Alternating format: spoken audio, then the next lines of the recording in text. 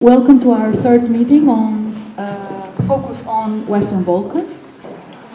I am Albana Shala, Program Coordinator at Free Press Unlimited, one of the co-organizers of this event.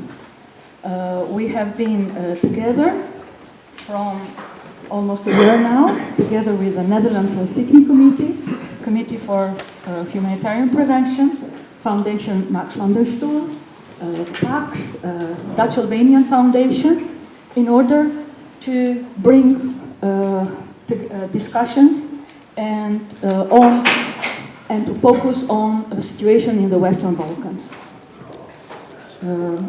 Now I'm very happy to welcome you in this beautiful location, the inner garden of the Wereldhuis, that for so long and has a tradition of sheltering refugees and asylum seekers. And those words nowadays sound problematic, but our causes connect us. So we were happy that we could use this space. During our preparation call, Dr. Charles Creel, who gratefully agreed to moderate the discussion in the absence of Desi Damjanova, pointed out that we are late with dealing with the topic, given the role that disinformation is already playing in our lives. It has become part and parcel of the hybrid war forced on us by authoritarian regimes in and around Europe. Policymakers, regulators, civil society activists and media are struggling to tackle disinformation, as the business model of mainstream media and of the tech platforms that distribute unchecked content is based on clicks. The more sensational the news, the better and farther is their reach. Algorithms are man-made and are built to secure profit, even when this means unlimited spread of false news, hate speech, and discrimination. On the other hand, one can argue that never before have the citizens worldwide have been served with so much news from diverse sources. Never before were there have been so many conversations taking place beyond our borders, in quotation, about our personal lives, sufferings, preferences, achievements, choices, though we do recognize that we are often caught in our karaokes, in our chambers, bubbles, so puzzled, so overwhelmed, and often in despair. Do we understand how and to what extent our democracies suffer from this information overload and fake news? Do we have good reasons to be concerned when elections are contested, especially when they have followed an aggressive propaganda campaign against the other, being this a political opponent, an immigrant, a minority, a marginalized? Democratic backsliding within the EU is a reality. Brexit is a reality. War in Ukraine, in Palestine, and the rest of Middle East is a reality. To what extent are these processes affected by disinformation? To what extent is the EU enlargement affected by disinformation? How do we perceive all these developments? How do we react to news, and how do we share our opinions? How do we see the journalists who investigate war, conflict, abuse of power, and corruption? In the next 2 hours, our distinguished speakers will dwell on these questions, shedding light on the challenges posed by disinformation and attempting to give some answers. Their views will be complemented by the views of our colleagues from the Balkans who are also present. And therefore, I asked all the colleagues from the Balkans to have a sticker, and you can use that opportunity, this opportunity, even after we close the official 2 hours, to talk to them. At 9 o'clock, when we intend to finish, there will be nice food prepared by Ethiopian refugees, as we are in the Wereldhuis. There will be drinks, apart from coffee and tea, and ample opportunity to talk to everyone. I wish you a very nice evening, and I want to thank all Free Press Unlimited team and all the speakers for the preparatory work on this super broad topic, and all the co-organizers. Thank you.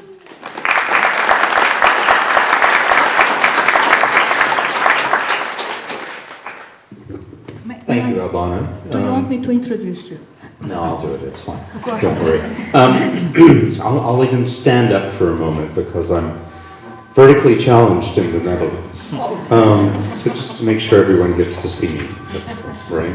I'm Charles Creel. I have worked with Free Press Unlimited over the years in many places. I've gone from working for the BBC and staying in the best hotels in the world to working for Free Press Unlimited and staying in the worst. But it's been a pleasure, all of it, and Albana has been there championing me the whole time, and I really appreciate that a lot. I was initially just going to be a speaker today, and my qualification to do that is I'm both a documentarian, and I've made 2 feature documentaries on disinformation, one specifically around COVID and one specifically around politics in the United States and the United Kingdom following Brexit. But I'm also an advisor to Parliament. I'm the guy who brought down Cambridge Analytica. I used to hesitate to say that, but now I know it's the case. So there we are. And we did that from within Parliament in our inquiry on disinformation and fake news, which generated a bazillion news stories. So today's talk is going to be terrific. Albana is going to handle questions from the audience because I'm sure she knows who all of you are. And I think that's really great. I'm going to handle questions from up here. This is not Charterhouse rules. You can quote and tweet and take pictures and do what you like with them. And by all means, spread the word. And what I'd like to do is start by asking everybody to introduce themselves, and let's begin with you, Ramsha. Thanks so much. Am I audible? Yeah, it's working. Hello, everyone. It's great to be here, and thanks so much to Free Press for inviting me. I often feel the odd one in these gatherings, especially on this specific topic. But I do appreciate the inclusion of voices from outside the region, because sometimes I feel looking at it from a different lens might help or add a new perspective to the problem that we're discussing today. So I'm Ramsha Jahangir. I'm based in Netherlands. I'm a journalist who's been covering disinformation for the last decade, actually. I come from Pakistan, where I cover disinformation and tech platforms. And now I've sort of started to balance my journalism background to inform policy work, so I also work sometimes with tech platforms on these issues. And it's great to be here, and I'm really hoping to contribute to this discussion from a more global perspective on what interventions of disinformation are, what works, what doesn't. To be honest, not a lot works. So I'll be very pessimistic in my responses, and apologies for that. But one thing I do want to agree with is that covering disinformation for over a decade, I remember when I started, I felt that often we were talking about the same things that we are today, but that's unfortunate because platforms have changed and evolved and grown. Technology has evolved. Gen AI is a thing now, which was not a thing a decade ago. But we still are somehow stuck on this term disinformation, which, to be honest, as much as I've written about it, I don't feel super attached to, because I also agree it's actually a multi-layered approach. It's not a one that something I say is disinformation. Now it's also become personal. Like, how do you quantify, how do you define disinformation is another challenge. So I generally try to avoid this word. I've started like a layer of terms to make this problem a little bit more complicated than it already is. So influence, operations, misinformation, malinformation are already terms that we use, but also generally trying to expand our thought, like what do we actually call disinformation when we're talking about it, would be a good starting step, and then obviously coming to how we address it. But that's it for now. I'll move to the rest of the speakers. Thank you.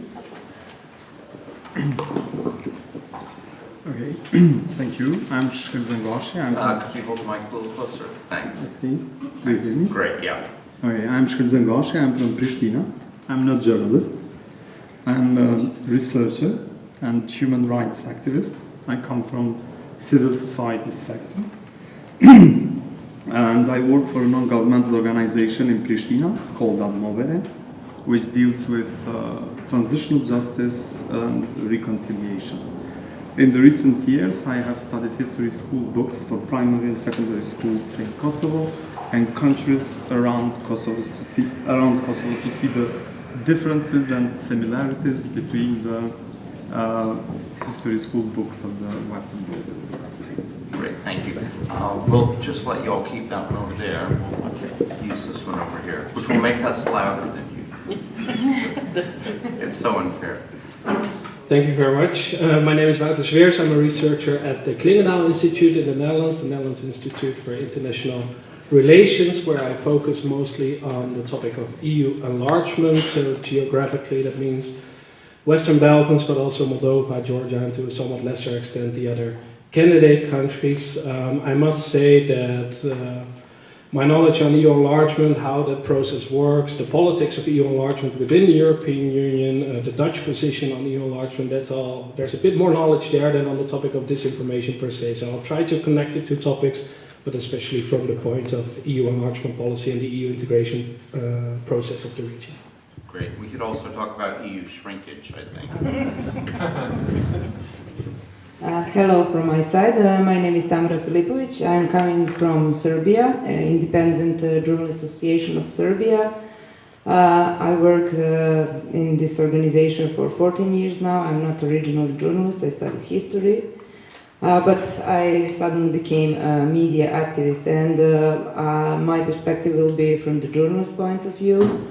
What is the role of in disinformation of journalists, because we are fighting for the professional journalist, and if you are a professional journalist, you will not spread disinformation. So what we are doing, we're enhancing capacities of journalists not to be cheated and followed by disinformation, not to spread it at least. Brilliant, thank you. So, and we may or may not have more speakers coming. And of course, people in the audience are going to have an opportunity to speak as well. We've already had the concept, or at least the label of disinformation challenged. So let me approach it differently. We can talk about disinformation, misinformation, malinformation, fake news, bullshit, whatever term we want to use for it.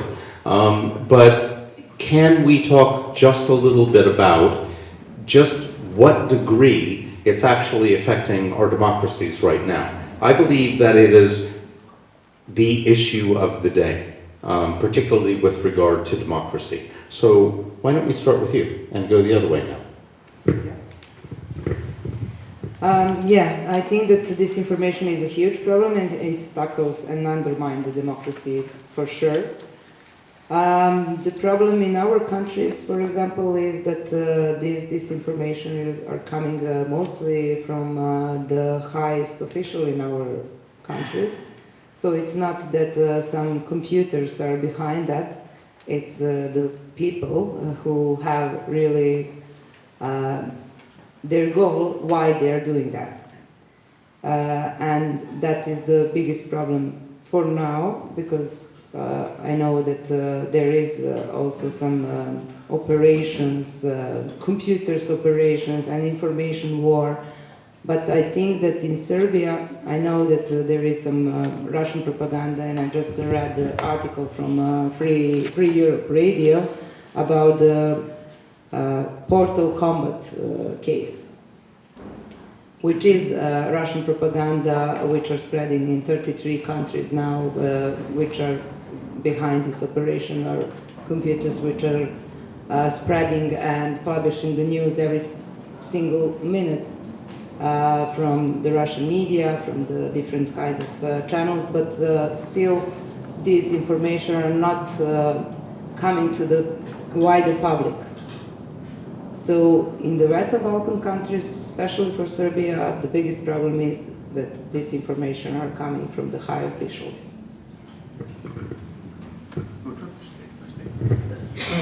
Thanks. Yeah. Same question, or? Yeah.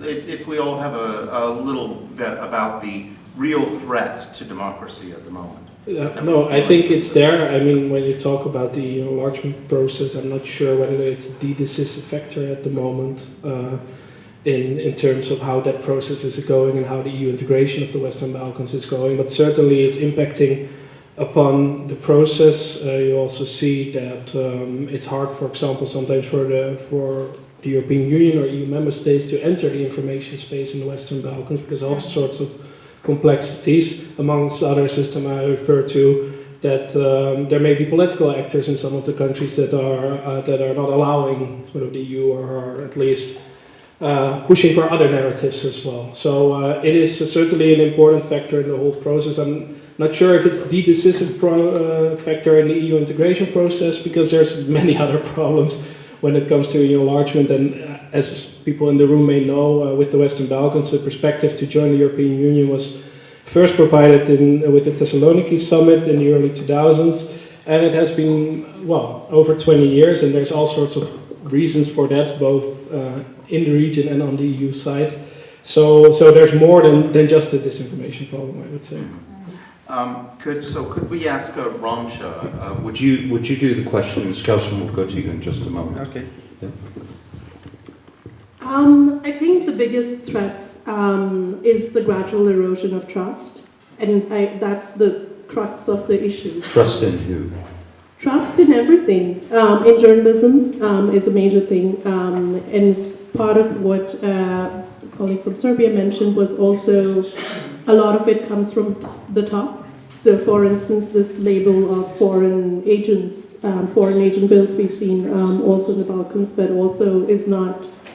It's common everywhere in the world. Pakistan, where I come from, being labeled as traitors just for questioning the governments, I think, is an issue. So the erosion of trust in journalists. But then also, I would say the governments, of course, right or wrong, but then there is this erosion of trust because of these foreign interference campaigns that we've seen. And then also, I think what's happened is that there's so much focus on destabilizing the country or a region or anything is being destabilized.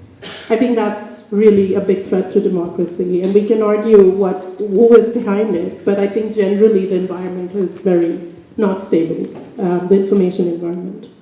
So it's interesting because to the benefit of democratic society and civil society, since the middle of the 20th century, we've been asking ourselves questions about our institutions, and we've been asking questions of our institutions. I mean, it's a room full of journalists. We all had to read Foucault, right? So we understand. But in doing so, we have ended up, quite rightly, undermining a lot of our institutions. And now we're hitting a critical point where it feels like, what, do we need to rebuild our institutions again? How do we reinstate trust? And when we do that, where do we go? I think that's exactly what the challenge is at the moment. When you lose trust in everything, it's also because we've been talking like everything is fake news, disinformation, there's so much information out there, no one wants to believe what's true. But there are solutions, and maybe I can come to the solutions already. I was waiting for... well, we'll try that for the last half, but yeah. yes. But what I'm trying to say is there are interventions, there are things being done. In the tech space, let's say, we've been talking about the role of platforms in this. Definitely a lot has been done from a legal perspective, certainly within EU, and now that's also being inspired to do in other countries. So there are legal interventions, there are policy interventions. Journalists, though, I feel are the ones who are struggling the most, because a lot of these policy and legal interventions are not really covering the gradual erosion of trust in journalism and also the threats journalists are facing. So that's one of the things that I think we really need to push for, certainly in these settings, but again, I can come to those interventions in a bit. At the same time, journalists are very much under attack from the powers that be, as well as people who might function as let's use the term in this context, useful idiots, even though it's not the most literal way to use it, and journalism gets completely undermined. So as a space of trust, it becomes really very difficult. Meantime, all you need is a microphone if you would like to launch your own podcast. And if you're radical enough, perhaps you can get it somewhere. So it's a particularly interesting time. This undermining of institutions actually begins in some of our institutions. And I think you would be very good to address that with the work and the research that you've been doing. Could you talk about your work with textbooks? Okay. And please, by all means, address the question of disinformation and democracy, if you would like to as well. Yeah. Okay, there is no doubt that disinformation causes substantial threat to democracy for many reasons. And the first reason is that disinformation destroys the trust of citizens in institutions and in media.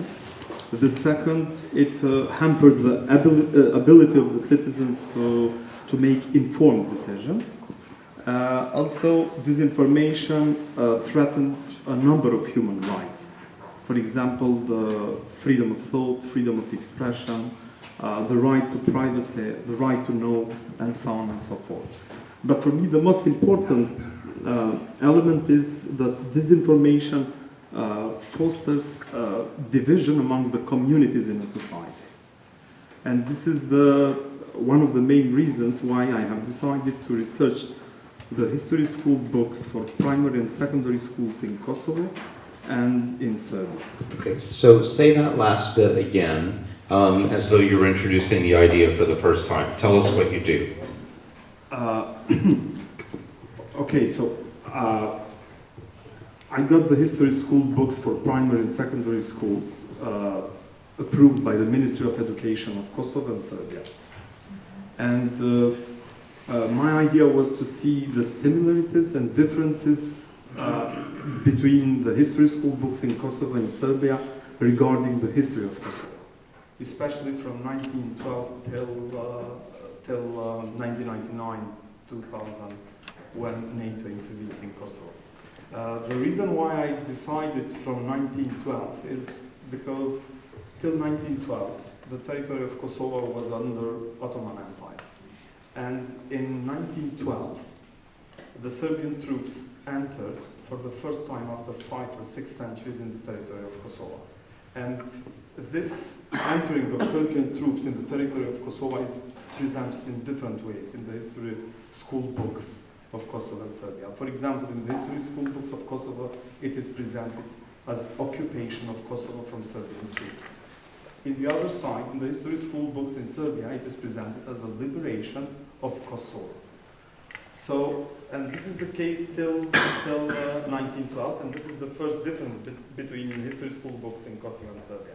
The second is that the parties mention only the crimes of the other side, but not the crimes of their side. And when they mention the crimes of the other side, they exaggerate them. This is the third characteristic of the history school books in Kosovo and in Serbia. Also, it is important to mention that the language they use when they describe the history school books is terrible. For example, the history textbooks in Kosovo, when they describe the crimes of the Serbian forces against Albanians, they use these words: bloody terrorist acts, nationalist violence and terror, national terror and genocide, the horrible scenes of barbarism of the bloody squadrons of the Serbian fascism. In the other side, the history school books in Serbia, they describe the crimes of the Albanians against the Serbs as attacks of local gangs of Albanians, Albanian terror against Serbs, robberies and the confrontations of terrorist groups of the forces of order, and so on and so forth.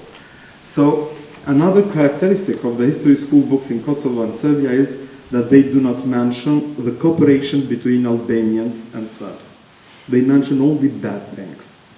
And this is the reason why, when I finished the research on history school books, I decided a project titled The Other Serbia.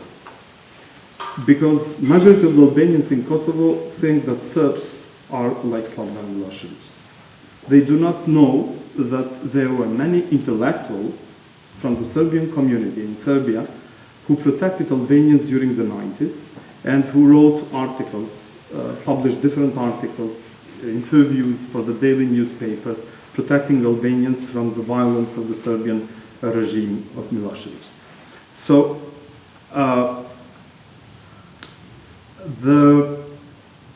it is the same situation with the Serbs.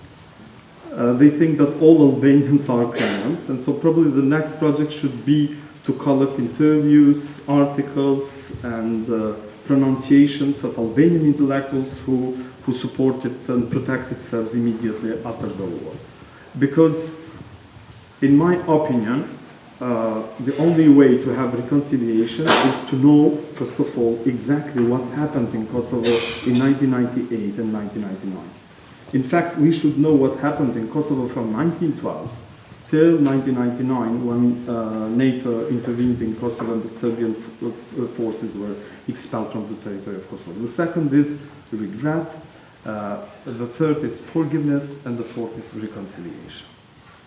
That's terrific. So we'll come back to talking about solutions when we move into our second hour and the second half of this. I'd just like to comment on that for just a moment. It's outside the discussion of the Western Balkans, but it is a discussion about the way that textbooks are being weaponized against truth in democracies. And as the American in the room, I'll talk about America. I'm from Alabama, the deep South, where some of the worst of this kind of thing is going on. So since I was a child, which was a long, long time ago, there has been extraordinary racism around public schools.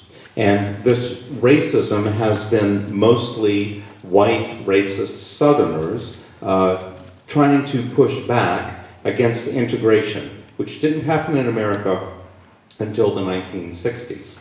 And so there has, to a degree, been a mass exodus of white children from the schools, particularly in the South, and they've been going into schools that are run by their local churches. And so a lot of politics is run through the local churches. But then also in the 80s, what started happening was people started homeschooling their kids and changing local legislation, even down to the county level, because usually education is run at the county level in the United States, and changing legislation so they could teach their kids at home. Well, I don't know about y'all, but like when my daughter gets off for summer, just 6 weeks is enough.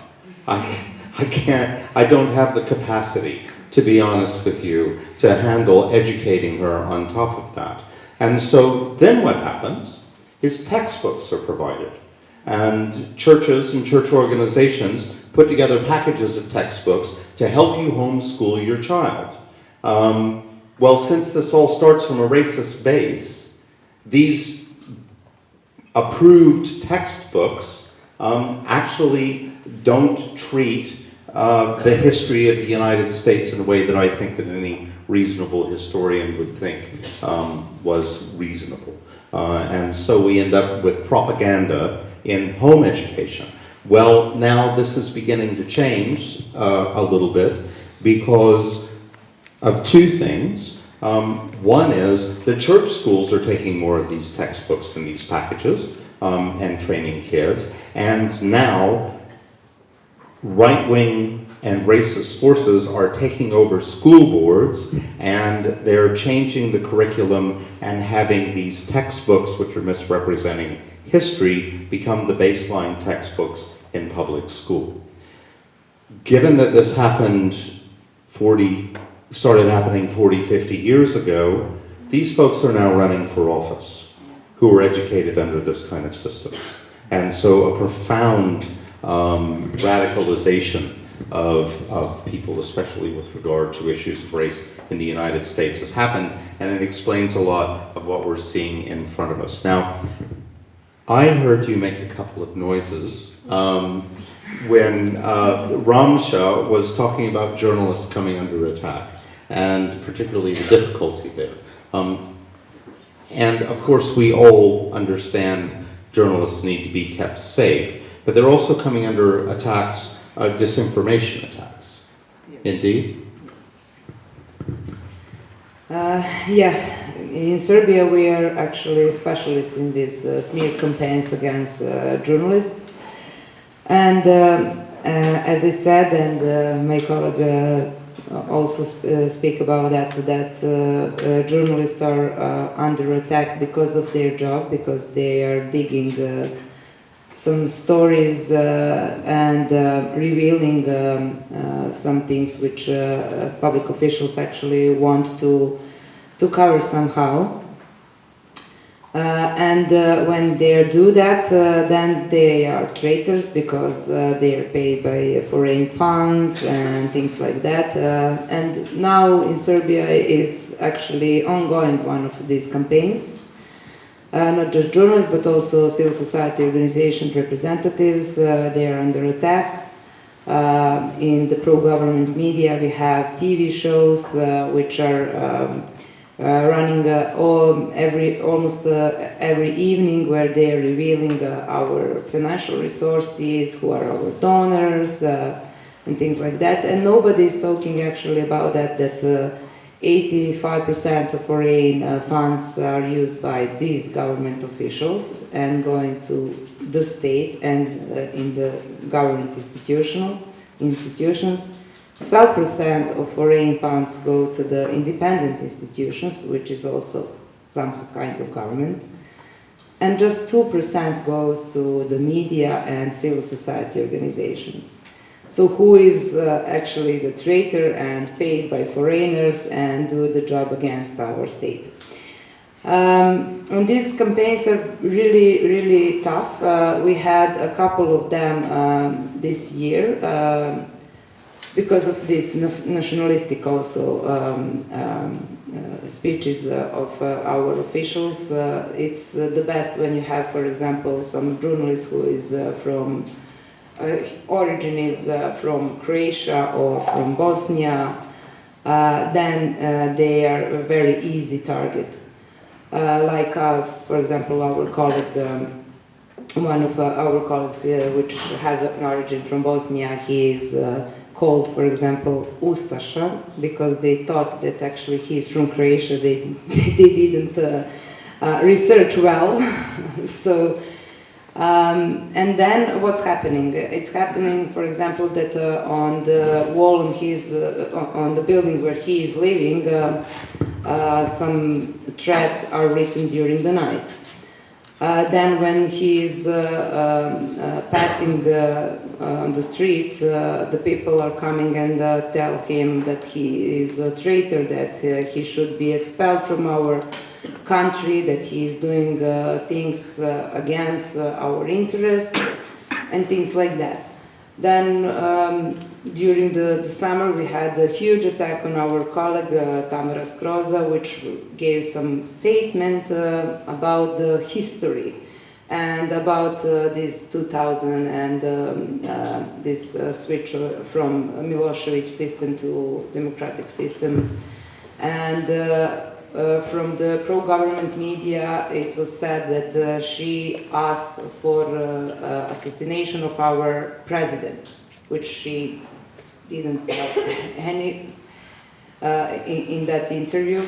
But this campaign came from tabloids in 2 minutes, the same news, without without signature, without name and surname of the author, was spread in all tabloids, internet tabloids, and then in the pro-government media with national coverage.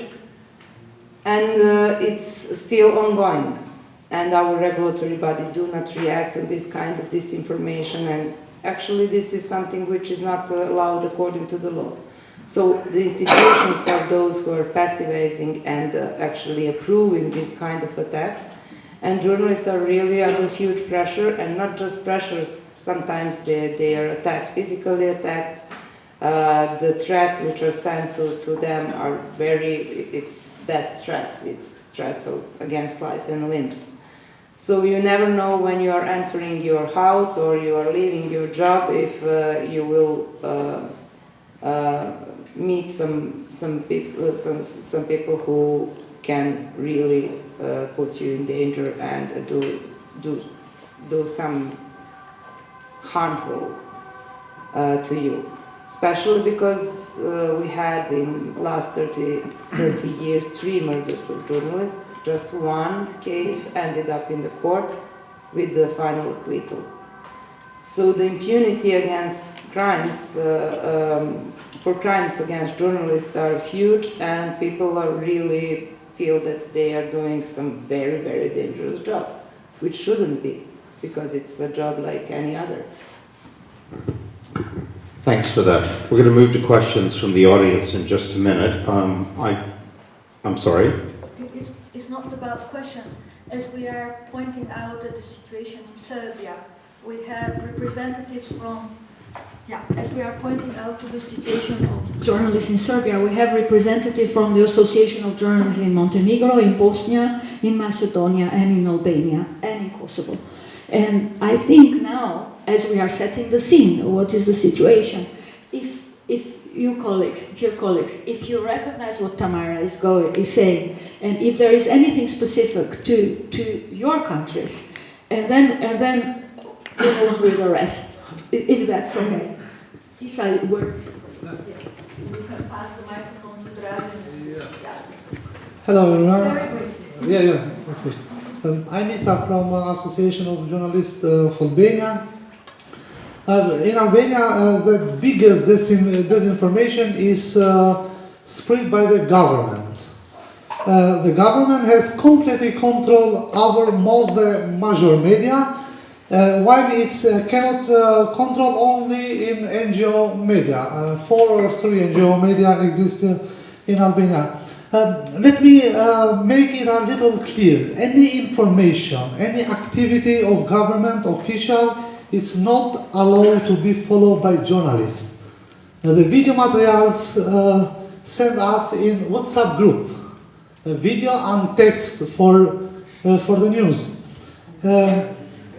As for the media, we have problem with 2 other countries, Iran and China, to invest into media in Albania. Thanks. Okay, hi everyone. I'm Rabi Husseini from Kosovo. I'm representing here Association of Journalists of Kosovo. As for Kosovo, I would say that mostly this information is spread by mainly in social media. We deal with domestic propaganda, not foreign propaganda, and it's mostly shown in northern part of the country. As for media, we are dealing, and journalists, we are dealing a lot with smear campaigns, and we react not as only association, but as a Safe Journalist platform that we are here tonight. Hello from my side. Also, I come from Trade Union of Media of Montenegro, and I will just confirm everything what Tamara said, that it's same as in Montenegro. The disinformation is usually mostly sent to the public by the officials. And the other problem is that the misinformation are mostly done by some unofficial medias.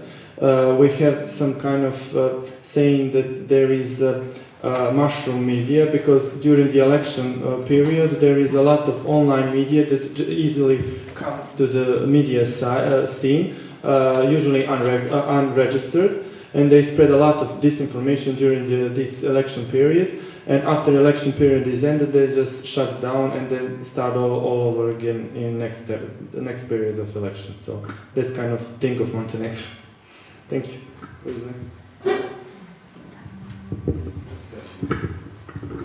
Good evening, everyone. My name is Milan Spirovski, and I'm representative of the Association of Journalists of Macedonia. We are the 36th position country by the index of Reporters Without Borders. I'm proud of that as a country and association that we succeed to improve some things regarding the safety and legislation, but we are not very interesting field regarding the disinformation in our country, even though we are noticing some kind of trends with disinformation lately, which are connected to the Orthodox Church representatives last 3 or 4 months.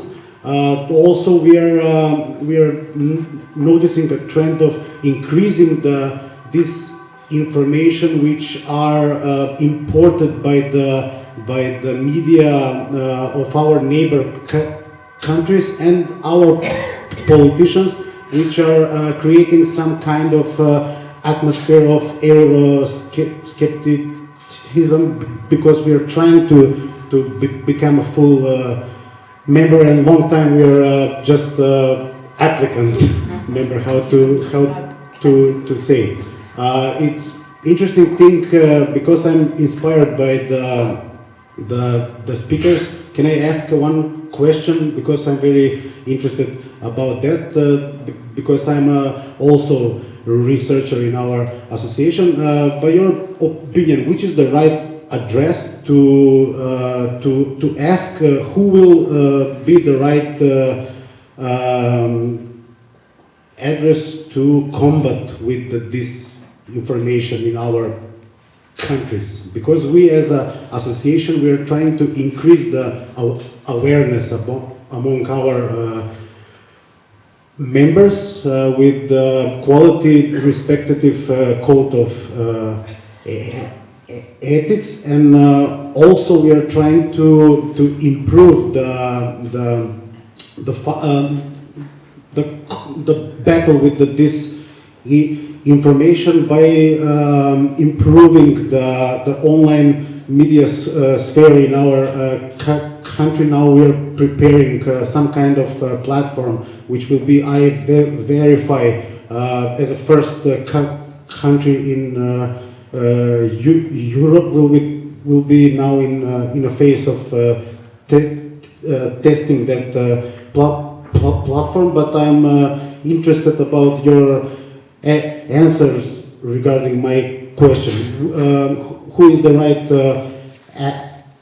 address, and who is how to define this? Which is the right way to fight this information in this time? Thank you. Sorry about that. Would one be like to take that? Did you mean within the reach? Okay.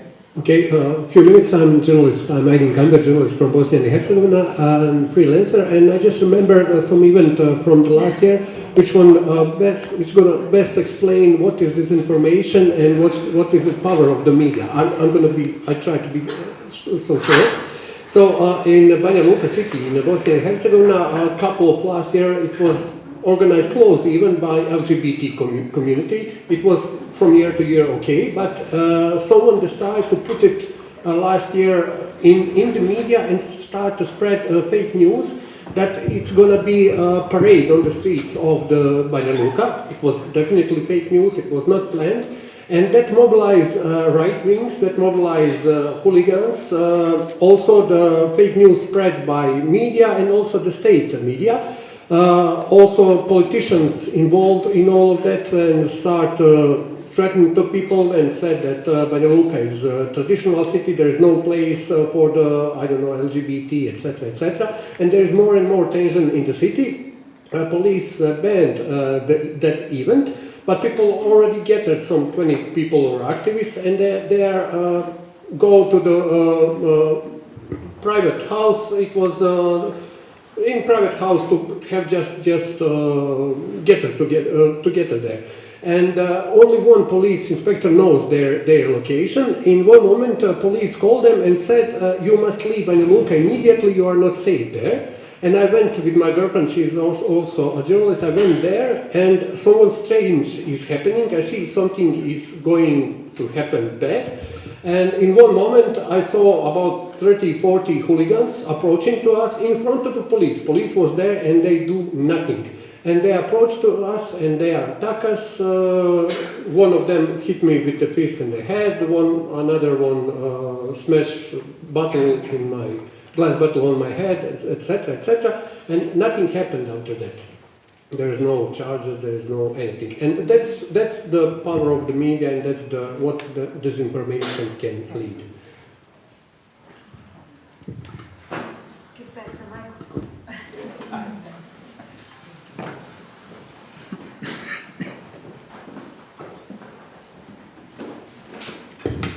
Thank you for your story as well, that's important. Who would like to take the question first?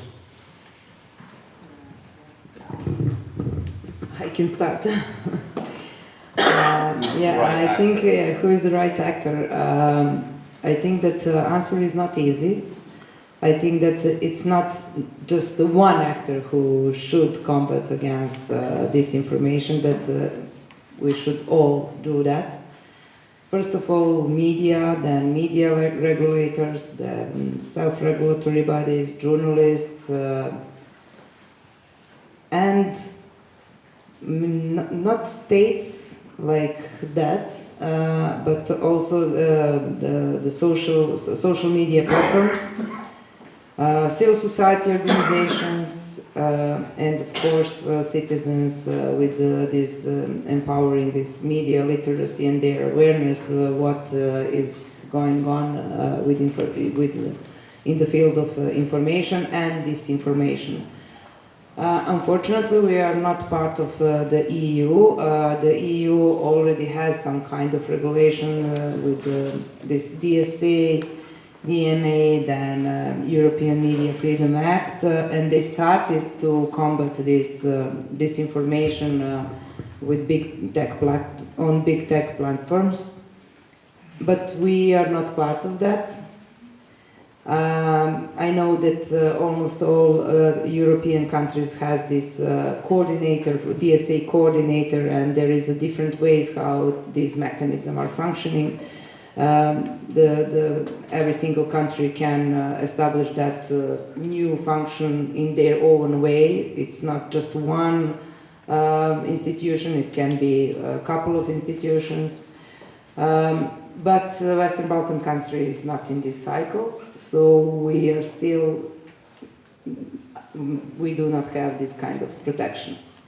But maybe, yeah. Yes. Can I just say something to that really quickly? I just did a study a couple of years ago for the International Foundation of Electoral Systems, which is an NGO in DC. And we did one of the first global surveys of online election advertising and regulation. And specifically, I remember interviewing people, and we interviewed folk in Kosovo, but also interviewing people in Latvia who were desperate for the EU to pass what they felt was effective legislation. Not legislation, but effective legislation that had teeth, that was something that they could do something with in order to try to change the extreme disinformation environment that they were having to operate within. So the EU is not always the panacea we hope it will be, the answer. I'm afraid it's not indeed. At the same time, the EU is of course doing some things already with the region and in the region to try and help the countries with fighting disinformation. Perhaps the EU can also learn a lot from the region, because the region especially is faced with disinformation coming in also from and foreign interference and malign influence from third countries. So I think the EU can also learn a lot. It shouldn't be a one-way street only. But in terms of what the EU is doing, I mean, there is of course, as part of the general EU accession process, there's support and the process of bringing the legislation in line with that of the European Union. That is a long process, that is a slow process, and what you sometimes see is that legislative alignment as a first step is going relatively well, but then implementation, enforcement, etc. are a bit more problematic. I think the EU in general hopes to contribute to well, strengthening institutions, right? Because as we also heard, there's a lot of problems with impunity for attacks against journalists, etc. And in the end, you would want to have institutions that are not under political influence and that can actually act as safeguards against these things with an independent judiciary, etc. Within Brussels, within the European External Action Service, there is the EU versus Disinfo portal, sort of a team of people, a website where they try to debunk disinformation. But I would also turn to our fellow speaker to ask her in a bit or later on in the conversation whether that's actually an effective strategy, because you know much more about that. We see from member states like the Netherlands, who have these bilateral funds, MATRA program, etc., which also supports investigative journalism. So, I mean, there are efforts. I think all these efforts are basically, the problem is that all these efforts are captured by the slow political movement of this whole EU integration process. And there's a lot of mistrust in the region and a lot of skepticism in the region, also towards the EU. And I think in a way that makes sense because, well, as we already established, the EU is not always able to enter the information space in the region as it should be. It should also work on its strategic communication, but it should also actually work on its political commitment to the EU integration process of the region. And we do not always see that. There are many examples. The most obvious one is Macedonia, where you see that there are all sorts of bilateral issues that hinder progress, in spite of the country having met some of the more objective criteria for moving along the integration process. So, the EU is doing some things, and the regulatory alignment is happening, but it's slow, and there are many political issues that are hampering that, and that creates then the space after such a long process, I think, for outside actors and foreign interference and malign campaigns. Although I must say that I mean, dynamics within the region are perhaps even more important than the outside actors alone, because we see that, of course, there are Russian media in the Western Balkans, Russia Today, Sputnik, but the things that you can read in Informer in Serbia or that you see on some other tabloids, etc., may be even more extreme. The narratives may be more extreme there than those from the Russian outlets. So can I just be more specific when I said that we are outside of this circle? Because I was thinking on the DSA and the obligations of the big tech platforms towards EU citizens.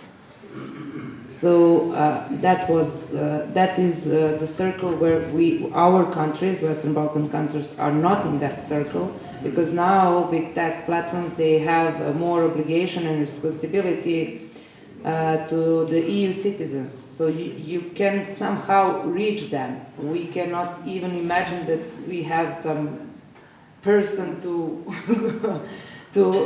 say that something is wrong and that some content should be removed, or if some content is removed without a proper explanation because of the algorithm that do not recognize the context of the information. And for example, we had a couple of times investigative portals put some content on the social networks and it's removed without a proper explanation, because, for example, if you have some, I don't know, we had a campaign about murders of journalists, and our video was removed because they recognized a murder, just one word, and they said, oh, it's inappropriate content, we will remove it.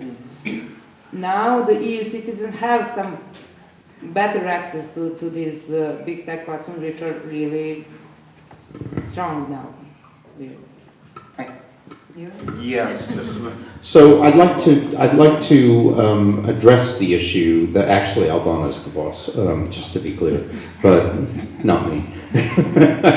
So I'd like to address this issue. Let's talk about the Sputniks and the Russia Todays and the tabloids that present themselves as journalism, or the oligarch-owned information outlets, or the broad spectrum of organizations that present themselves as journalists when in fact they're not journalists. Now, I don't think we need to talk about it in the sense of saying, yes, it's there. We know it's there. We all know that it's there, and it exists all the way around the world.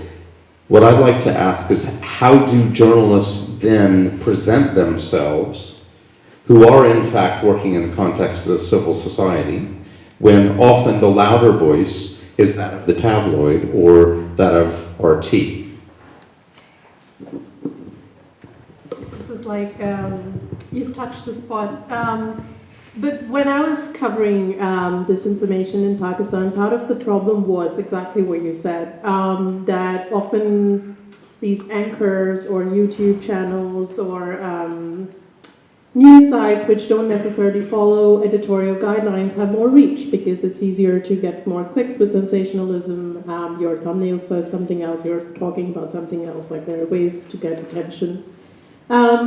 One of the things that I do think worked a little bit is evidence-based journalism. Like, I really believe in evidence-based, solution-based journalism, which is investigative work, which requires a lot of resources, a lot of time, which a lot of newsrooms don't have. It also requires a certain, actually quite a big level of independence, which a lot of these countries don't have, including in Pakistan. There are very few organizations that have the independence to publish something as critical, especially when a lot of these Sputniks are actually run by governments or their supporters. So obviously there's this balance of resources and also independence that's a big issue. But that's where I want to credit social media a little bit, as much as we want to hate on platforms. Someone mentioned at the start the diversity of sources and voices that social media has given. I think it's also a con that there's so much out there that you don't know what to trust, but then also at the same time you can actually introduce more voices to basically get your point across. There are ways to tell, their storytelling journalism has also evolved. A lot of it is now turning video-based. TikTok journalism, which used to be something that was joked about a lot, but actually it does have a lot of reach if done right.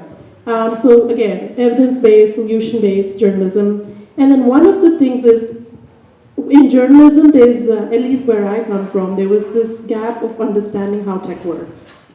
So how do you grow followers? How do you buy followers? How do you manipulate social media? How do you run campaigns? Information like this, if you understand and you try to expose, I've done that, but this is way back then when Twitter was Twitter, and more impactful. Running those hashtag coordinated smear campaigns against journalists, they've been run against me as well, and basically trying to get into the depth of it. How do these trends work? Trying to map out and trying to understand from a data point of view. I think that really helps explain audience as well. And the last point I want to say is hitting where it hurts the most is funding. I think if you try to expose anyone's funding, where it's coming from, or try to establish money trails, that sort of information is automatically more impactful than just saying, oh, this is so-and-so is running this information. So there is a lot of power in journalism, but that said, I know it's not at all easy, and it requires a lot of resources. Thank you. I want to come back to the point of technology in just a moment, and I'll start by talking about that a little bit. But I'd like to ask Stelsen, can you talk about this in the context of education and the textbooks that are out there? And, whoops, that's okay. That's all right. How are you going to get from where you are back to at least a zero again? With the presentation of a history that is accurate, and what organization is going to end up doing that? How do you see that process going? Please. Yeah. First of all, I wanted to add something regarding the. Please do. Yes, by all means.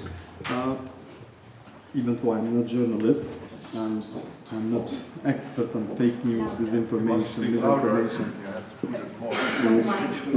Yeah, why don't you take this one? Yep. This one is a bit louder. Okay. So, the situation regarding the dissemination of disinformation in Kosovo, in my opinion, is different if we compare it with Albania and with Serbia, because according to civil society organizations, The situation of the media in Albania and in Serbia is completely different if we compare it with Kosovo. Majority of the media in Serbia are under control of the government. The same situation is in Albania as well. Majority of the media in Albania are under the control of government. But this is not the case in Kosovo. Majority of the media are not under the control of the government of Kosovo. On the contrary, majority of the media in Kosovo are under the control of present political opposition parties in Kosovo who were in government for 2 decades, since 1999 till 2021. And dissemination of disinformation in Kosovo is not only from the media that are controlled by the political opposition parties, but also from the media in Serbia and from the media in Albania. For example, at the very beginning of this week, the biggest national television in Albania, Top Channel, disseminated a disinformation that the Prime Minister of Kosovo, Albin Kurti, is executed. You know, it's a terrible thing. Also, I wanted to add that the most notable case of disinformation in Kosovo is the Grenell affair. Probably you have heard about Richard Grenell. He was the special envoy of the United States in the negotiations between Kosovo and Serbia in 2020. And in the same time, he was the acting director of CIA and National Intelligence Services in the United States. And in March 2020, he was very frustrated with the Prime Minister of Kosovo, Albin Kurti, because Mr. Kurti refused to sign the agreement proposed by Grenell, the agreement between Kosovo and Serbia. And Grenell persuaded the son of Donald Trump, President of the United States, to make a statement on Twitter that Donald Trump Jr. was not US official. And the statement on Twitter was that United States is going to withdraw military troops from Kosovo. And after this statement, all the media in Kosovo published this tweet from Donald Trump Jr. And then Richard Grenell, the special envoy of the United States, persuaded the coalition partner in Kosovo, Democratic League of Kosovo, which is the oldest political party in Kosovo, to withdraw from the government. So you see what disinformation can do? It can overthrow a government. Probably. Oh, okay. So the power is extraordinary. Let's go to the, it's not the elephant in the room, because we're certainly all aware of the impact of social media in creating this environment and what we're dealing with. To get at that question, let me just do a very brief potted history of how we got in this disastrous situation that we're in. And this is my version. There are other versions. You know, I encourage you to conduct your own research, as they say, and see what kind of answers that you come up with. But let's talk about Facebook to start with. Facebook, we go back to 2010, 2012, something like that. Facebook had a different financial model than what it has right now. And the financial model that they had at the time is they were mostly making money off of in-app purchases in games that people were playing on Facebook.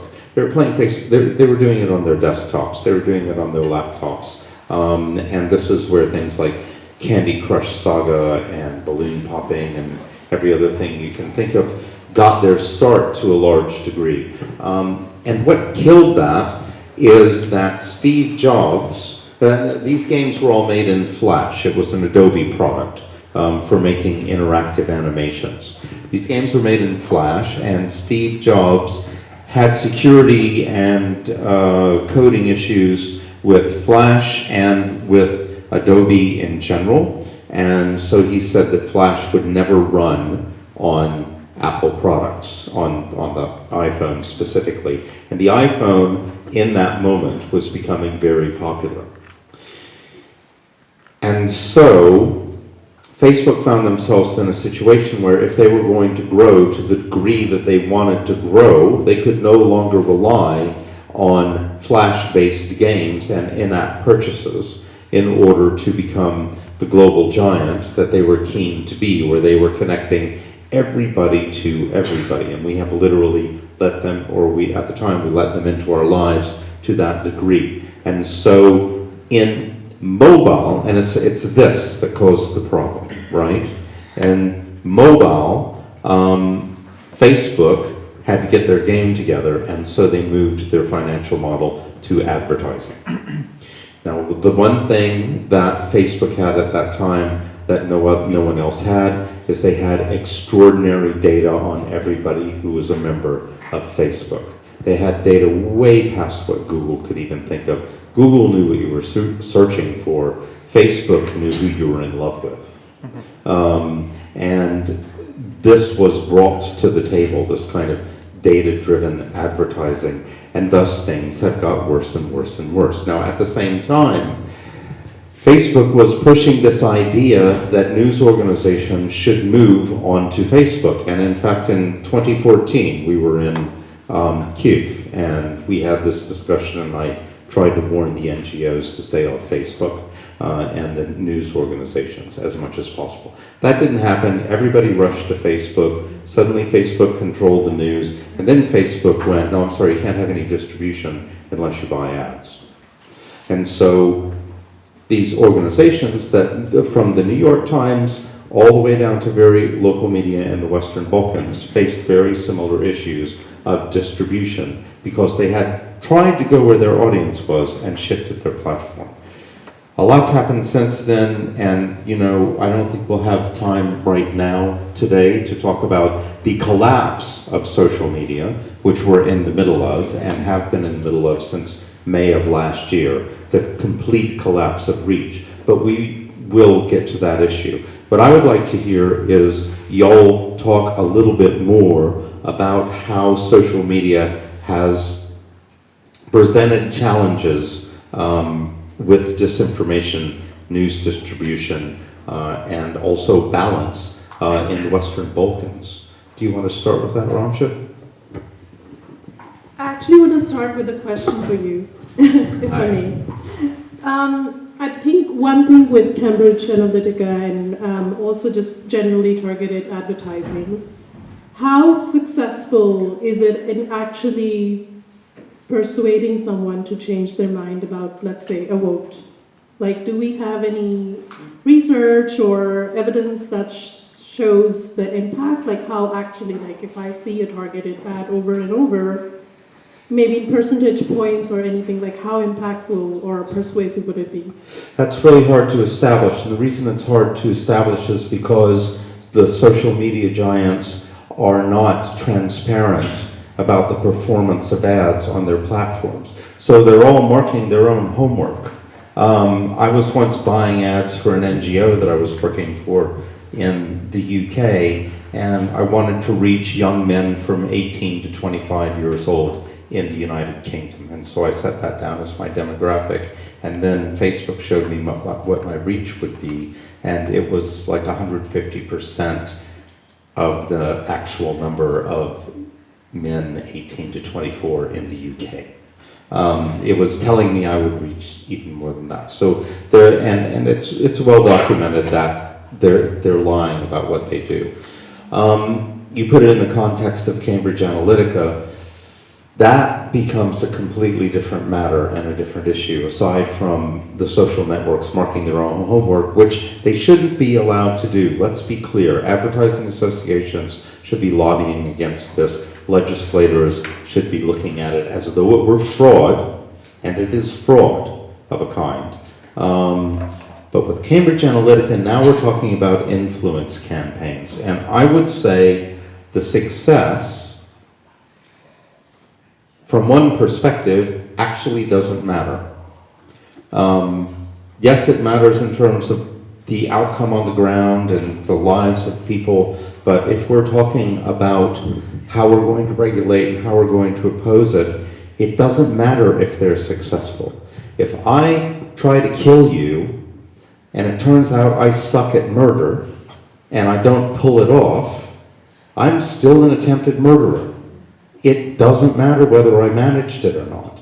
And I think we have to look at these information warfare in very much the same way, and especially when we're talking about influence operators and rogue influence operators. Because let's be clear, Cambridge Analytica was started by the UK government and by NATO, and was grown by them in their other guise as SCL.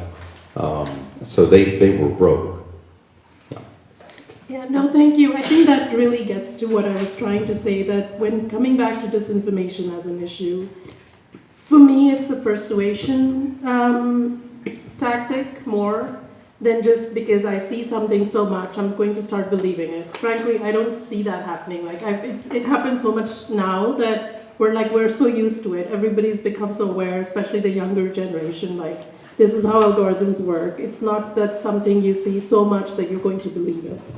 But so it's a persuasion thing, like how that thing is being sold. It's more like the narrative. Again, how evidence-based it is to actually change your mind. So that's number one. But then you made a very good point about transparency, and I think that's what's key here. A lot of us, and rightly so, we've been demanding tech platforms to be more transparent about what they're doing.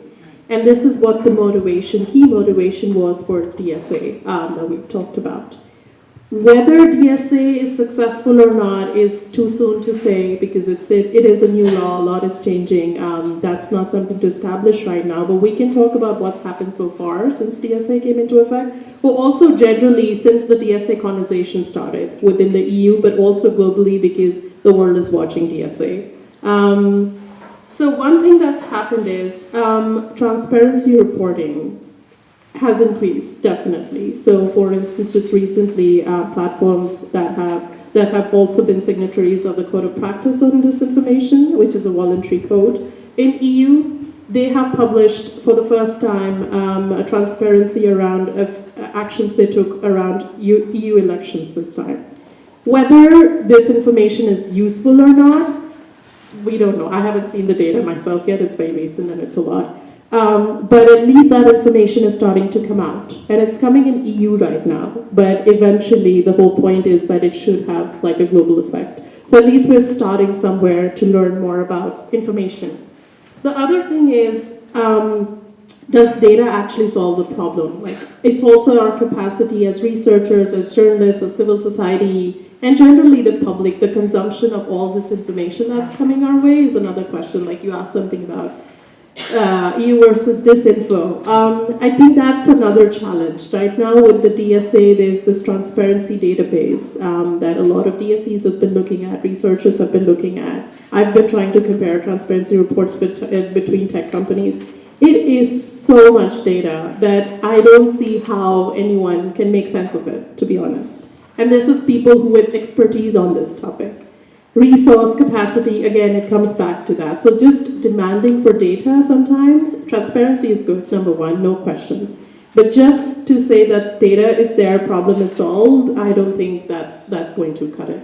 I'd like to talk for just a couple of minutes to address one of your issues, and then what I would like to do is I'd like to go back to the folk in the audience who are here who can perhaps reflect on their own experiences with how social media and media in general is changing the landscape around disinformation.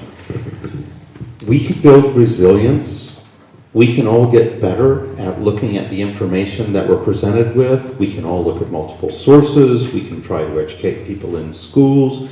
But the extremely underreported aspect of this, and it's something that we uncovered in our two documentaries, is that Cambridge Analytica, as well as an organization called GLUE, and they are just an example of this, let me say, there are many organizations doing that, built an engine that allowed churches in America to identify people who were in distress, people who were addicts, people who were grieving, people who were under financial pressure, and people who were suffering psychological issues. And the churches were up for this because they're like, hey, it's outreach, we can help people. But then what would happen is those churches would give them surveys from Cambridge Analytica that would feed up into the database, and then all of that data was leveraged for the politics of the far right. Now, what the thing that's really so difficult in here is you have groups of people who are unwell. They are psychologically unwell. If you're running a radicalization campaign, find the kid who's isolated and unwell. If you're running a recruitment campaign, find the people who are isolated and unwell. Find a woman who's suffering from domestic abuse. Find these people who are hurting, and they are easy to turn, they're easy to flip, and it's easy to get them to believe your disinformation so you can then leverage them for your own politics. And all of the fact-checking in the world, while it helps the rest of us, is not going to help that 25% of people out there at any given moment who are suffering from psychological distress. And this is an issue that we really need to grapple with and have more conversations about, but that is perhaps beyond this conversation. Albana, would you like to pass the mic around a little bit? Okay. So, government are among the big distributors of disinformation. Funding is a big problem when it comes to investigative journalism. That might be the answer. You also pointed out to the fact that because of our personal situation, we might be more inclined to not to think, but to use the guts when it comes to how we perceive the others and choices that we make, decisions that we make, parties we vote for, and all that. And then there was an aspect of media literacy and also education when it comes to, especially with history, interpretation of history. Now, as we are 6 organizations working on focusing on Western Balkans, and we are here representing the Dutch civil society organizations. My question maybe to you and also the colleagues from the Balkans are I didn't touch it a bit. It's about beyond journalism. What about solidarity? What about civil society? So how do these journalists see themselves in this context? Because we are far away from the idea of independent journalism being the only ones who are going to report on the subject, or government-funded media. We have bloggers, we have ourselves who happen to be at that place, and we also pick up the phone, make a photo, and distribute. So, what is the relationship with civil society and the problems that they face? How do journalists in the Balkans see these people? And maybe anyone can address this. Do you want to have go here? Yes, let's. And well, then, let's and have then we that open and- up for and other questions. as well. Yes, please. Okay. I have my. I think Tamara would like to start. I'll fetch the microphone for you. I think it's an issue, but I want to hear.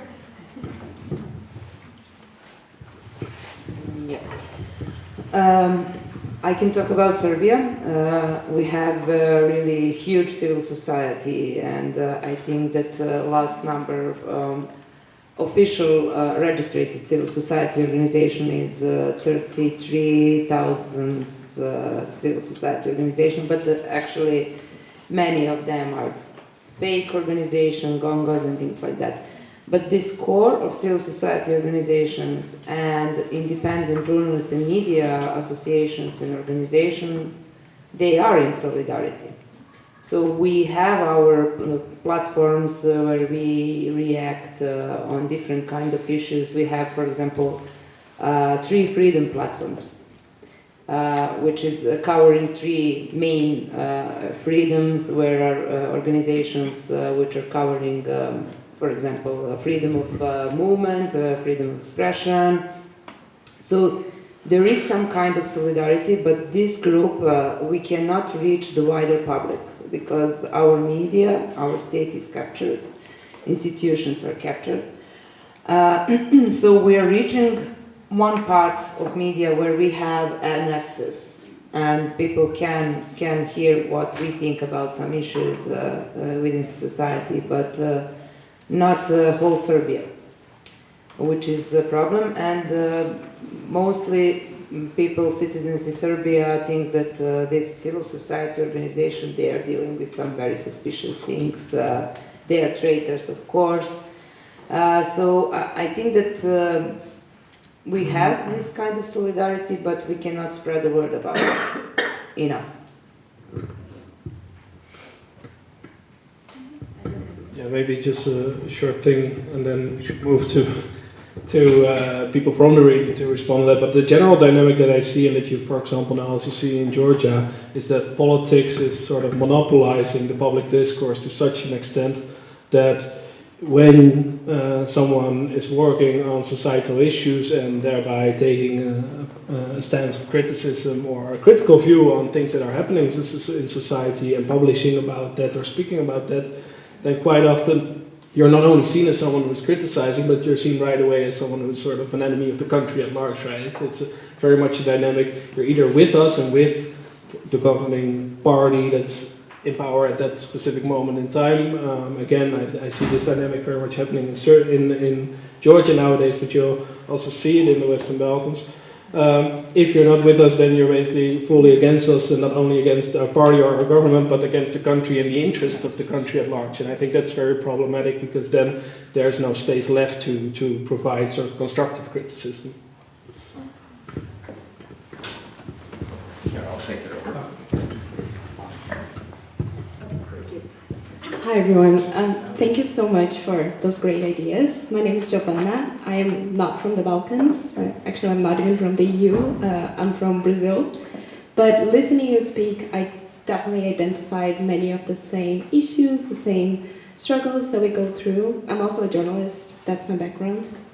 But I just want to add a couple of ideas to the discussion. I think the main one is touching upon something that Bramsha said before, and it was also reinstituted by many of you. It's the idea that platform regulation can cause, contribute to this. Combative, yeah, towards disinformation.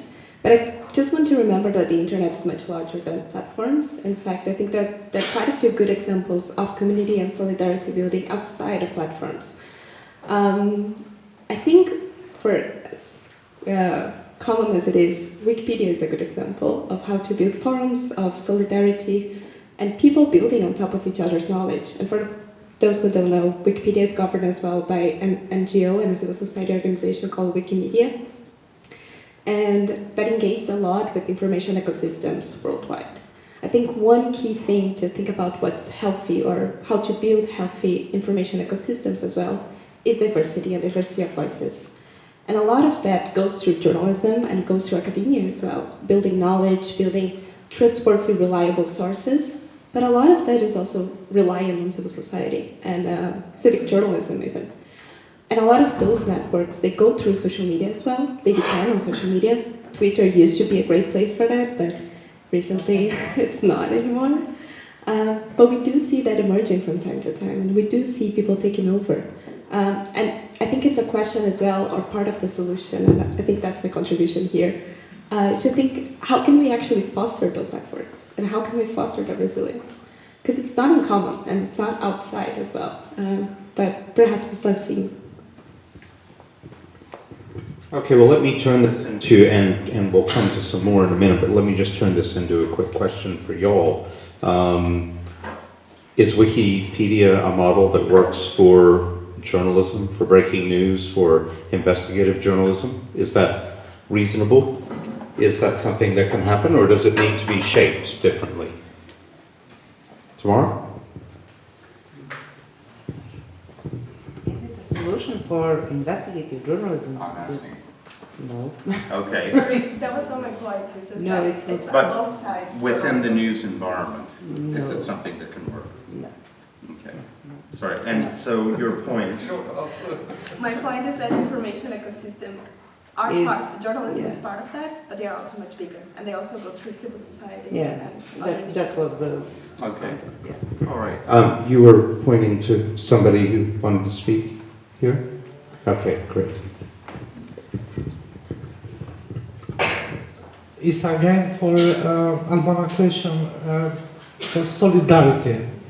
For Albania perspective, it's different, I think, because 10 years ago the government started the openly war against media.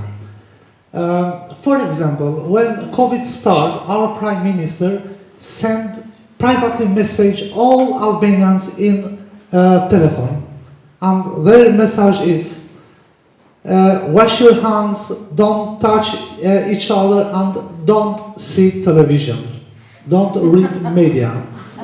2 million message for all Albanians. And this aggression, I think so, create a distance with our journalists and the people, because Albania, of course, believe our Prime Minister, or not believe, but of course create a distance with media, civil society, and the citizens. Okay, thank you. Let's talk a little bit about solutions and move into that bit. And fact-checking was brought up. I think we've all, 2 or 3 of us have brought that up. Does fact-checking work? Is this an effective solution? I hear it proposed. I hear people who agree. I hear people who disagree. Do any of you all have a strong opinion on that? Here, let me give you this. I think it's definitely effective if done right, with a lot of transparency, methodology, and there's ethics of fact checking. I think that's good to mention at the outset, because not all fact checkers are actually following that methodology. Now it's also become a thing, like government-run fact checkers or fact checking the media, and everyone wanted to become a fact checker at one point. It's definitely effective when it comes to, for instance, clearing a rumor. So during COVID, I think it was very effective. But again, when it comes to political disinformation, when I say COVID, very, very basic, like this place is under curfew or not, like very hard to, like very easy to contest facts. But when it comes to beliefs, so vax, anti-vax disinformation or any political, that's when it becomes a bit complex, because like I said, fact-checking organizations are trying to fact-check, for instance, government ministers, but then there are also other government ministers will be like, but this is how I said, you tried to blow it out of proportion, or you misquoted me. I mean, it's hard to establish facts when it comes to an opinion or a belief, which is when it becomes a bit complicated. That said, I would say, again, it depends what you're trying to counter, and there are things that can be countered, and fact-checking has definitely been effective. One thing I read today, actually coming here, was that fact-checking globally is on the decline now, and that's quite unfortunate. But that's also one of the reasons funding, resources, everything related to journalism goes back to that. But also because it is so time-consuming to fact-check one claim, and then also language level, if you have to reach local audiences for it to be effective. Not a lot of fact-checking organizations have that or have the time for that. So that's also one of the reasons it stops being effective. And then instead of actually looking for fact checks, like, okay, they're asking public, like, have you heard something that you would like us to fact check? They have WhatsApp channels. That also takes time. So yeah, it's not an easy solution, but it can be effective when it comes to a few things. Another thing that I think in terms of solutions, and I think is important, is local journalism. Community-based journalism, like Giovanna mentioned also. What we've seen is like local newspapers, specifically in the US. That's a good example, because those are community-led newspapers or magazines or whatever sort of output. Now there are TikToks as well, community news. I think that's very important, and that's where, because there's so much trust, because it's community-led, it's local, that the level of disinformation is relatively low. It's also very niche and not as easy for outsiders to collude. So that's another solution that I think is important. Well, it's interesting. It's interesting the point on local, because local is critical, but you also have places where local news organizations have just completely shut down because the advertising model is gone. And so, you know, it's Crazy Bob's blog who covers local things, and it can become quite frustrating. There was a question behind you. Would you introduce yourself and say who you are? I'm Robert Bos, former ambassador to both Kosovo and Albania. I have a question. We talked about diversity, but you said before, you know, like in Albania, seemingly nowadays, and not in my time, in Albania and Serbia, you have uniform or let's say controlled press. So you were talking, what is important is diversity. It means you get other kind of opinions. Now my real question comes. In the Netherlands, we have mostly cable TV. So people watch cable TV. What happened the last few years, we had before the English version of Iran TV, they took it away. We had NHK, China, we took it away. We had Russian Today, they took it away. So now they're all not there. For me, it was quite interesting to watch them because I thought, well, this is very interesting to see what these people are saying. But of course, I could see mostly what was nonsense. So the whole thing is, maybe people who don't have the view, maybe they will be influenced by it. But do you think it's a good idea to take away all these channels who say things that you don't like? Is that normal or is that bad? Does someone want to say something to that? I do, but I'll wait. I have an opinion on that. Real strong. Okay. Any forbidding of the media, I think it's bad. And I think that the decision of the European Union on the level of the government to take away Russian media was bad. Because that could be the example in the unstable democratic countries as an example how European Union can cut off some media, and that's okay. So they can do it with any media which they do not like in our countries. And I told, whenever I have a chance to speak about that decision, I think that it's bad. You can forbidden some media if they are ruining or they are not in line with your law on electronic media.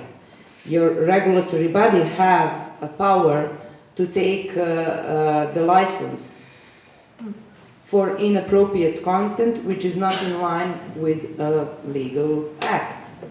But just about the opinion that you think that this or that media can influence, I can bet that some content which was on this kind of media was not in line with the legal acts, and they can find the legal ground.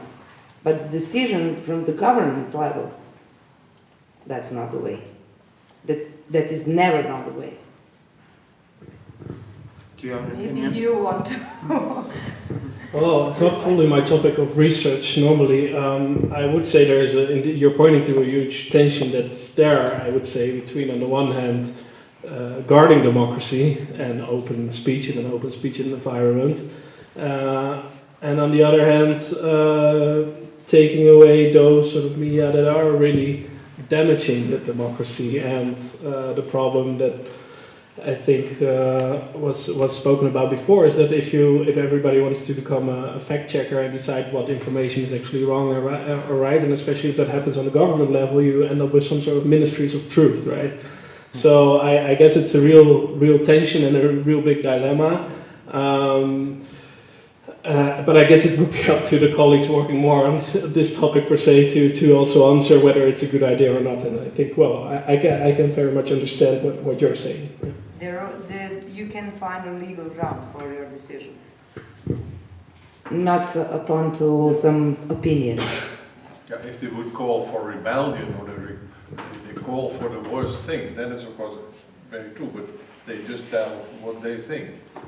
Well, one of the most common questions that I get asked when talking about issues around this is it okay for a leading Western democracy, say the Netherlands, say the UK, say the US, for all of their problems, to do something like do what the United States has just done, which is to kick out RT because they found that they were actually engaged in operations that were counter the government, not information, but actually real espionage. But the argument, or is it reasonable to regulate media? And people say because then in developing democracies or in countries with authoritarian leanings, they'll go, well, the United States is doing it, well, the Netherlands is doing it. And my difficulty with that is that, well, just because an authoritarian country is going to use that as an excuse in order to clamp down on their citizens doesn't mean that we should do something that's in the interest of democracy and civil society, just because it might be misused. Because, listen, this authoritarian government's going to do whatever it needs to do to accomplish what it wants to do. Your hand just shot up right in front of me. Yeah, okay. We can see that from both sides. Yes. Because your government can use this decision against your media. Yes, they one can. day. Yes, they can. Absolutely. I think that's absolutely right. That's true. It is complex, and democracy is a daily practice and has to be carried on. So I don't think something like the fairness doctrine, which America got rid of during the Reagan administration, is unreasonable for a country to have. And I believe that a lot of the problems we've had are a result of that. You had something you wanted to ask, okay? Albana says there's someone over here. Okay. I'll let you take over the questions, Albana. Good evening, everyone. My name is Nena Tromp, and I am a retired Croat. I live here for 40 years. So, and good thing is that in the beginning of the 90s, I am probably one of the first people who was associated with Press Now. So I would like to greet this new generation of journalists, because we have seen many, many things. And one of the solutions that I'm aiming at is to address all of you who spoke. I don't know if I have time for this, but to ask you, if you had known how difficult it would be, would you become journalists? And are you going to stay in this profession for a longer period of time? And why I'm asking this? Actually, from many propositions I had in my head while listening to you, one proposition is that how you explained it, that for us who follow the situation for decades now, you are actually perceived as political opposition in the systems that actually eliminated political opposition altogether. So you are actually doing the job you did not choose to do, not because you see yourself like this, but those in power see you like that. So this is the first proposition that... Robert, don't interrupt me. He's my neighbor. He's my neighbor, we have a very special relation. He does it all the time, so don't pay attention to him. Gosh, I forgot my second proposition. I think you have enough with this first proposition, and when I remember, I will take some of this speaking time and address you. Okay, so you're invited to react on this. In the meantime, can we take another question? Some questions. Okay, where? Yes. Oh yeah, another. Better. Following. I'm Zoran Đukanović. I lived 34 years in Amsterdam, and I worked in media development aid for many years.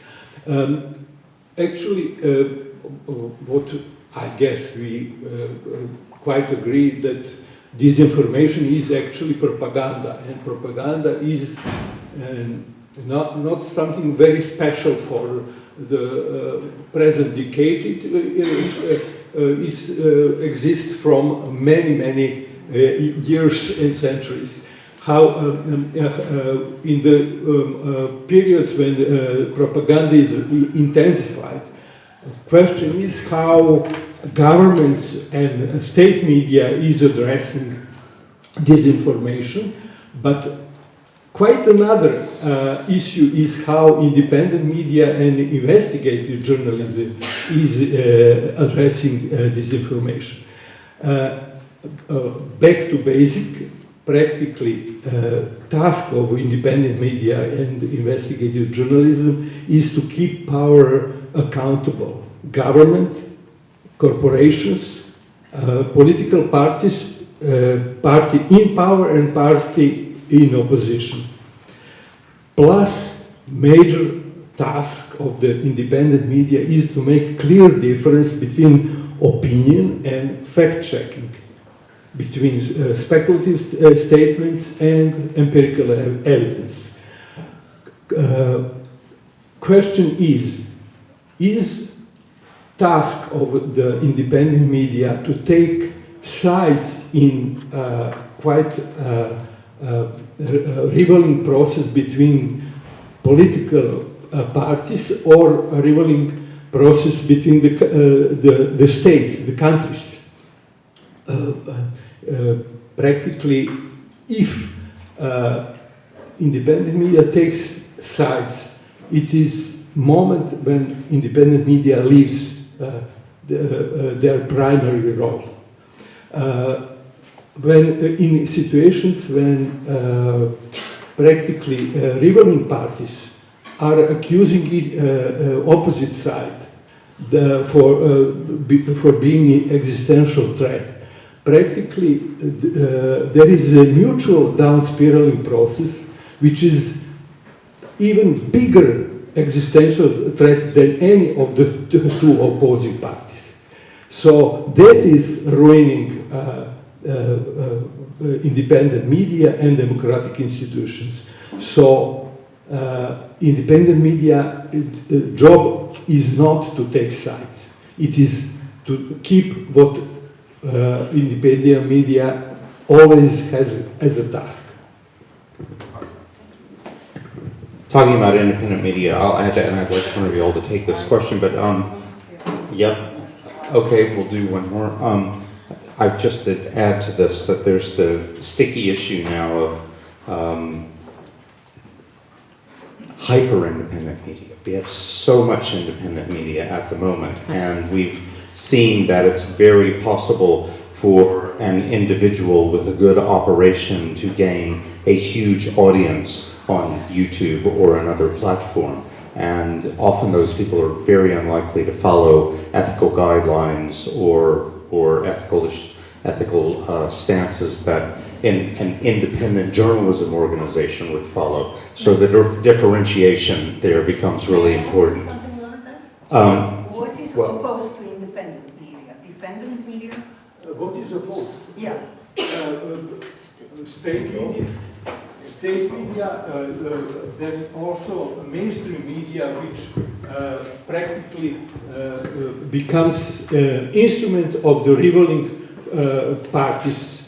Is it one side or another, doesn't matter. Today, New York Times republished its evaluation on Donald Trump as presidential candidate. It was a very wonderful article. I don't see that as being against the advantages for public to hear what they have to say. So it's very simple. For decades, Fox News is purely propaganda media. However, in the recent years, thanks to our politicization, CNN and also MSNBC are becoming quite propagandist in their own terms. So that cannot benefit for independent media or professional journalists. Unity is an issue here, I think, as well. That it's critical that we as journalists settle our arguments amongst ourselves, because we have some pretty powerful forces out there that we need to deal with as well. Well, not all of us are journalists and consumer of your work. This is, how as a consumer I appreciate both. Well, it's kind of, I'm just thinking of an example of it's kind of like the left is really capable of destroying itself. It doesn't need any help from the right, and as journalists, we need to make sure that we're not doing that too. Go ahead. Thank you. Charles, you started talking about solutions some time ago. And, my name is Modem. I'm from the Netherlands Helsinki Committee. You mentioned solutions and you asked about debunking of fake news. Well, I think this is important and it's certainly very useful, but is it a game changer? I don't think so. I think what is really at the core of the issue is something that was mentioned at the very beginning of this panel. It's the issue of trust, really, and I think trust, also in the sense of trust towards mainstream quality media. I think this is large part of the issue. Is that it is simply failing at attracting trust from the broader society. There was, in the past, there was a term in Germany, for example, about the press. It was Qualitätspresse, quality press. Now I think nobody uses this anymore. Now I think the term that is used much more is Lügenpresse, what means as much as lying press. So, my question is, what do you think that quality media can do about it? What can quality media do in order to gain back trust? Would someone like to take that? Okay. It's easier said than done. But what I said earlier was, again, evidence-based journalism. Because what I have found personally helpful is accusations, allegations will continue. People will continue to ask questions, and that's totally okay. As long as a journalist and in your output, you can back up what you're saying, you have a diversity of sources in your story, you are data-driven if possible, and you've done your due diligence. I think that's basically what makes quality media.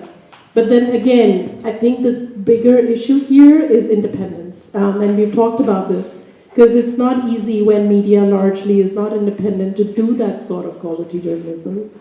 And this is where, again, coming back to social media, I think because at least there's no state control when it comes to, for instance, owning. I've seen a lot of younger journalists who are often more blunt than I would say a correspondent would be. And of course we can say the editorial guidance and everything, but some of them have actually found their way to do this without state's involvement, and also any media licensing, at least yet, that in some countries are introducing that as well. So yeah, it's evidence-based journalism. That's quality media. You still have All right. Lena's question, Okay, well, I'm aware we're also running out of time. So, who has the question? No, Lena's question to the journalist. Sorry, yes. You're going to consult to the question. I think you will. Lena asked. I'm lost. Here, Lena let me asked get the the question. alternate mic. Lena asked the question once more.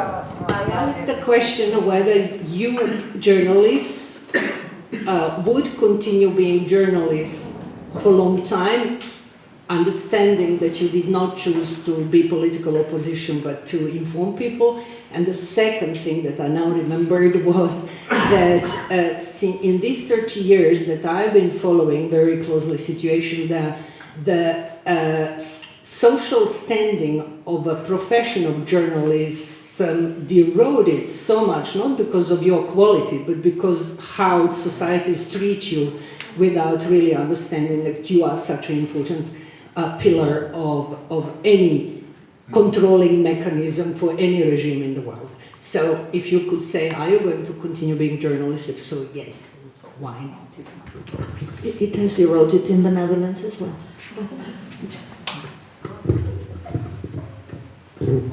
Hey, I'm not a journalist. I used to be a journalist, but since my colleagues won't speak, I would say that I know for sure that it's hard to be a journalist nowadays. But from my point of view, as part of the Association of Journalists in Kosovo, I see the importance to protect the journalists' rights and freedoms, and I might even go back to be a journalist again. Nobody else?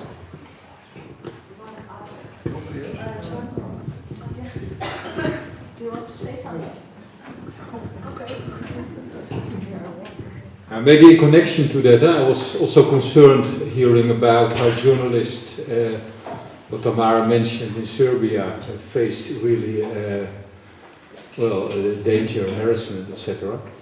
And also hearing that in several states it's especially disinformation coming from the state itself. My question is, in the process of accession of Western Balkan countries to the EU, what could the EU do in order to ensure security of journalists, a safe working habit of journalists, and contribute to independent press?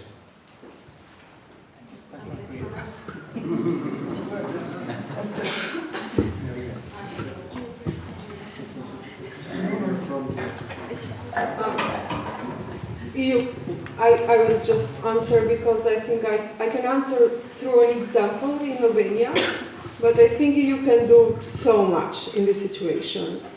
For example, like 3 years ago, Albania decided to pass a law that would regulate the media, which if it wasn't for the pressure from the EU and the international media organizations, most probably the law would have passed. And now the situation in Albania and maybe in other countries in the region who would want to kind of copy this practice would be much more worse.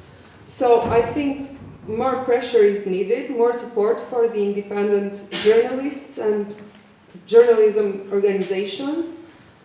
And because, I mean, you cannot, in these countries where if you can, the government decides to regulate the media, it can be very dangerous because you cannot trust them to assess independently the media. So that's how the EU role comes in. Council of Europe. Council of Europe it was. Yeah.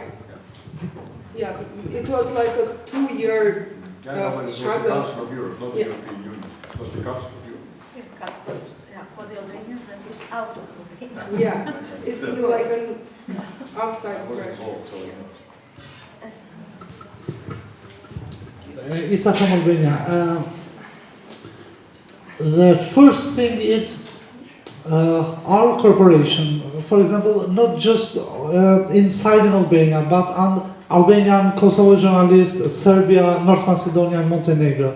And second thing, it's very important for us, it's cooperation with international organization and international institution. Because, for example, EU delegation in Albania and US Embassy and Dutch Embassy, Netherlands Embassy, it's very powerful in our region, specifically in Albania, I think so. And the cooperation with international organization and international institution is very important for us. Because when EU delegation speak in Albania, for government it's serious situation. I speak every day, for example, me and our organization, local journalists, but the government not hear us. But when US Embassy shortly tweet post, the government reflects, of course.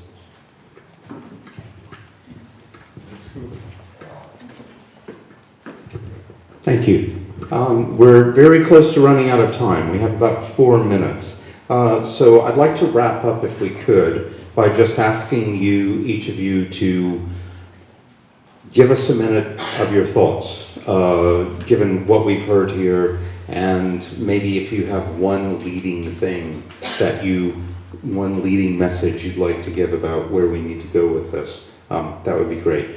And we will start on this thing. Well, we've covered a lot. Definitely fund independent journalism. We need it. We need investigative journalism, solution-based journalism coming out. I think that's the strength of journalism, especially in these regions where it's difficult to report. That's definitely one obvious takeaway. Another thing for journalists covering, or even civil society researching or looking at the issue of disinformation, is try to look at it from a multi-layered perspective. Again, try to understand the tech aspect of it, at least if it involves tech, which mostly it does in these days. The design of platforms, but also look at the data that's already out there. It may not be from your region, but sometimes it helps looking, because this data is so important in understanding how platforms approach elections, integrity, information. So there are certainly a lot of takeaways there. It's very resource intensive, and that's something I've flagged before as well. But there's definitely information out there which we can use to better criticize platforms and push them to do better as well, but also at the same time make use of what's already out there. As I said at the very beginning, disinformation threatens human rights. But counter-disinformation policies can also restrict freedoms and rights of the citizens. So, in my opinion, the most important thing to fight against disinformation is through education. Thanks a lot. There was a statement from that side of the audience. I'm a bit disappointed in this side, by the way. No, just joking. Just joking. On that side of the audience, someone was saying that media has the power to keep governments accountable. And I think, well, it's not only the media that has the power to do that. When we talk about the Western Balkans, there is the whole EU integration process, and the European Union, in theory at least, has this cloud over the region because of this prospect of the countries joining the European Union to also influence things on the ground. As our colleague was saying, if the EU delegation says something, it may be taken serious. So then we come to the question, is the EU really using that cloud? Is the EU really making sure that the accession process is in line with the sort of proclaimed values of the European Union? And we also established during this conversation that a lot of misinformation, a lot of propaganda is coming from government forces. So if that's the case, if governments are deliberately, not all of them, but if governments are deliberately spreading narratives that are anti-EU, anti-Western, while at the same time, when in Brussels, showing their nice side and cooperating, then it's also up to the EU, I think, to call out and to call spade a spade when it comes to governments or organizations that may not be so interested in really meeting the criteria that EU accession is all about. And by doing so, the EU could also show that it's more on the side of the critical voices and citizens that provide democratic pressure from below. Because in the end, I think if you want to change something in societies, you need outside pressure combined with the bottom-up pressure. So I'll leave it at that. It was a joke, sorry guys. Always taking sides. Yeah. I just wanted to say that actually it's not hopeless regarding the trust in media. Because, for example, I think that people still recognize the reliable media and quality media content. And we have a chance to see that during the COVID. During the COVID, all professional media in Serbia, they were more readable, more people read those media. The television was much the people who watch the credible TV station is also on rise. So these tabloids, in the period of the pandemic, they were not so powerful.